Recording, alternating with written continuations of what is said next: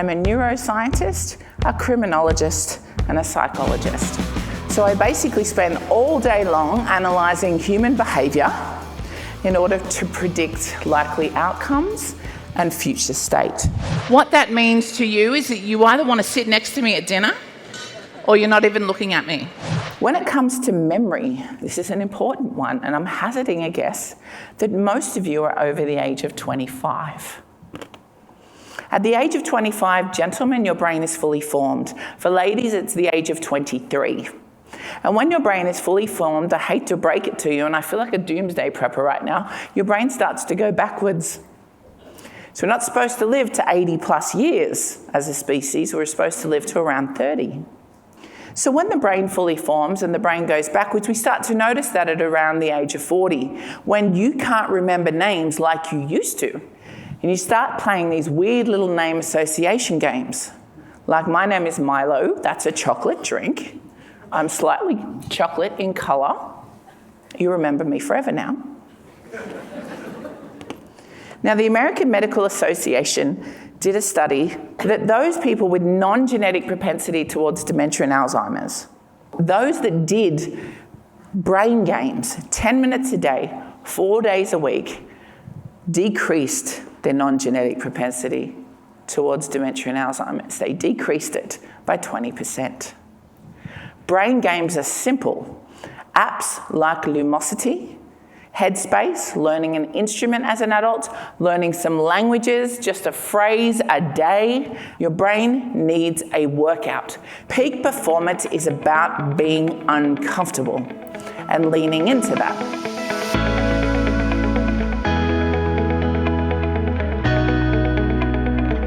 I'd like to play with you and introduce you to your subconscious brain. So as I said, your conscious brain is about 9% strong of memories and function, but 91% of your brain just is not aware of much. So we're going to go on a little bit of an expedition and introduce you to that side of the brain. Stare at the flashing green dot in the centre of the screen. Everybody just stare at the flashing green dot. And as you're staring at this dot, the yellow dots will begin to disappear.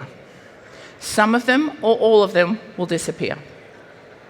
Now, I'm here to tell you that the yellow dots don't ever go anywhere.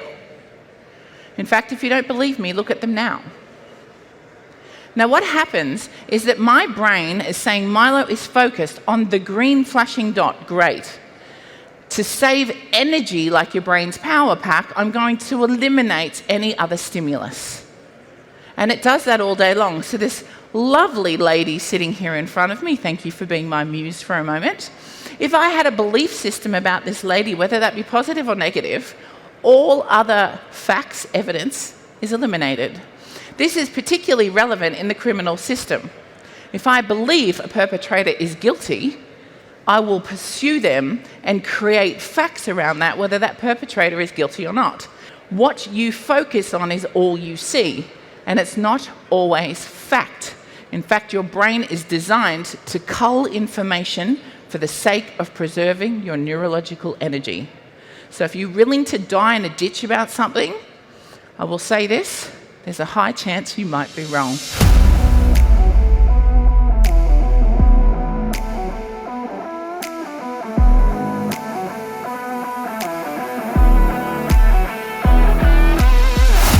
Dr. Ellen Langer, she wrote that book called Counterclockwise, where she took 8 elderly men out of God's waiting room. They were ready and willing to die in a nursing home, very depressed. She took 8 of the frail ones on walking frames and wheelchairs, and she took them to a converted monastery that she'd had converted back to 1959, where Ed Sullivan was on the television, Perry Como was on the radio, all of the food was 1959, all of the clothes that they were given to wear was 1959, there were no mirrors. And on day 1 and day 4, their photos were taken of their faces. And those photos were given to an independent group. And that independent group, who knew nothing of the experiment, assessed that the day 4 photos were taken 8 years ago on average. On day 14, these men were reassessed in their dexterity, posture, gait, sound, smell, memory, cognitive speed, the whole lot. and that increased and improved between 68 to 75%. And on day 15, these men that walked in on their frames and chairs played an impromptu game of touch football on the front lawn of the monastery.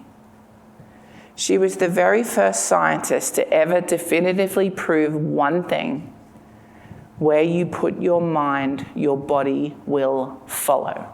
I want to talk about the science of imagination for a moment. If I split the crowd down two and I said, this group A, you all signed up for the same experiment, by the way, fitness, diet and health. You were given a gym membership, you were given a diet plan, and you were given a training plan in the gym as part of the experiment sign-up. Group A, on day one, you got your little fitness kit on, and off you went to that gym, and you started that workout as per the paper and instruction. Group B, you got your fitness kit on, you got your paper, you got your instruction, but you didn't go to the gym. You sat down at your kitchen table and you imagined that workout in great, vivid detail. You imagined the burn on the calves. You imagined the burn on the shoulders with the row machine. And that's how it went for the next 30 days. Interesting statistics at the 30-day point. So these guys, you hadn't gone to the gym, only in your mind. And what happened is you had an 8% muscle mass increase. So the brain put your body in a state of recognition of physical activity. You guys were going along in the experiment, nothing really changed. We had a few dropouts, which I'll talk about in a minute, but on you went. Day 31, I'll let you go to the gym. At the 90-day point, we looked at some data. At 90 days of actual gym work, Group A, 9% of you were left in this experiment. In fact, the dropout point started at day 11, 14, 16, and peaked at day 21. With those excuses, those subconscious excuses, that self-talk that steps in and says, oh, I'm busy, I'm cold, my kids need me, I feel selfish, I've got a meeting, all of that type of stuff started to happen.